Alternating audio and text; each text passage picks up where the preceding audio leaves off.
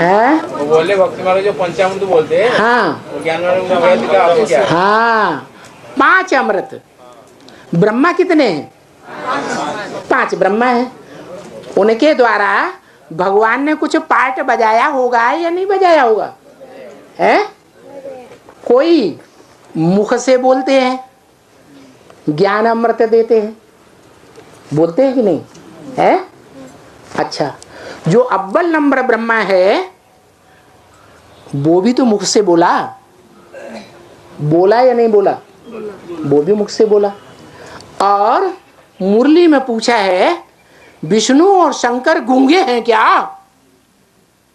बोलते हैं कि नहीं? है? बोलते हैं। तो वो भी तो मुख से बोलते हैं ना। तो कोई तो मुख से बोल करके ज्ञान देते हैं, कोई ऐसे हैं मुख के बोलते तो हैं लेकिन मुख के बोल में भी उनके शरीर से किए हुए जो कर्म हैं वो ज्यादा प्रभावित करते हैं। दुनिया बोल बोल को मानती है या प्रैक्टिकल एक्ट को देखती है? प्रैक्टिकल एक्ट को देखती है। अभी ब्रह्मा कुमारियां क्या कर रही हैं? शंकर जी की बोल बोल को मानती हैं? अच्छा, बोल बोल को नहीं मानती, एक्ट को मानती है कि नहीं? एक्ट को देखती है कि नहीं? बंद आंखों से देखती है। तो जो एक्ट उन्हें दिखाई देती है इन आंखों से, और जो उनको नंबरवार तीसरा नेत्र मिला हुआ है अधूरा सधूरा ब्रह्मा जैसा, उस नेत्र से जो देखती हैं, उस नेत्र से देखने के बाद उन्हें वो शंकर शरीर रूपी जो रथ है वो विकारी दिखाई देता है, विविचारी दिखाई देता है, या बाप की याद में रहने वाला निर्विकारी दिखाई देता है?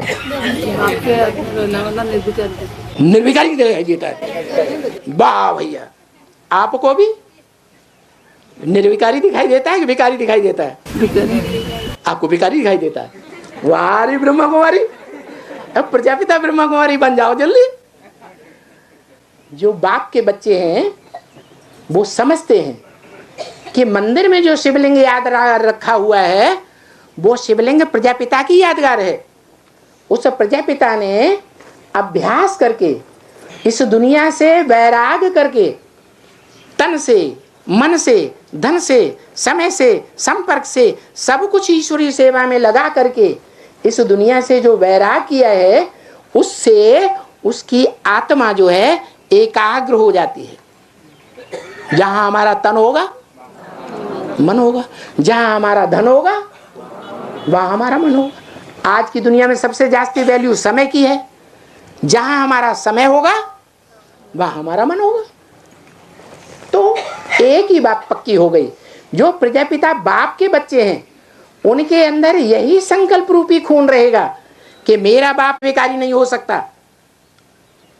क्या फख्र रहेगा? क्या कि मेरा बाप ज्ञान सूर्य कचड़े को सोखने वाला है, कचड़े को भस्म करने वाला है। याद से भस्म होगा या कोई दूसरे तरीके से? तो उनकी बुद्धि में बैठेगा कि हमारा जो प्रजापिता बाप है, मनुष्य सृष्टि का बाप है, वो पापों रूपी कचड़े को याद के द्वारा क्या करता है? भस्म कर देता है। इंद्रियों के द्वारा जन्म जन्मांतर किए हुए कर्म को और इस जन्म में भी इंद्रियों के द्वारा किए हुए कर्म को याद की शक्ति से क्या कर देता है?